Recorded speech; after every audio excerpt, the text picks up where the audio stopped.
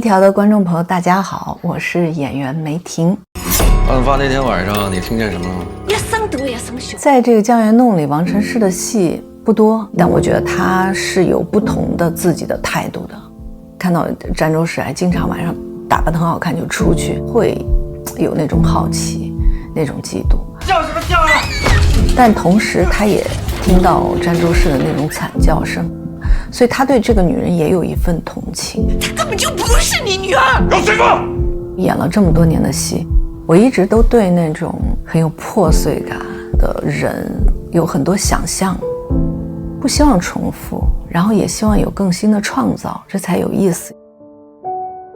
13年就没有演艺事业，但是就是你在孕育一个生命10个月以后，好像就有很大的一股能量，然后也会变得更柔软。有的时候坐飞机颠2下都有点担心，以前就从来没有过那种感受。今年我在昆明拍戏的时候，有一天去商店里买东西，站在我旁边有一个男性，他就一直在指责他的妻子，你怎么这点事儿都做不好，你还能干什么？当了母亲，有了家庭，看到一些，我就心里就很疼。我不是说所有的男性都这样啊，我先生也很好，女儿刚出生的时候不是坐月子吗？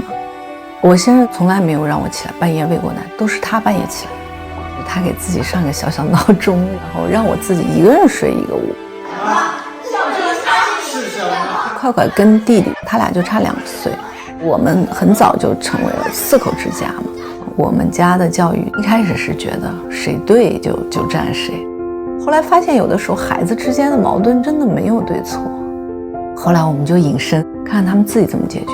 他们这一周比如说是个环保周，每天都要带什么废弃纸壳去，然后姐姐第一个抢到了，然后弟弟说姐姐能让给我吗？姐姐说不行。这个时候你就不要上去插手，因为你凭什么要说姐姐就必须得让给弟弟呢？今天在家里姐姐可以让给弟弟，你明天出去了，你的同伴或者别的人就什么都要让给你吗？我们家经常有什么事儿的时候都是举手表决嘛，弟弟跟姐姐再有矛盾，当举手表决的时候他俩一定是一个阵营的。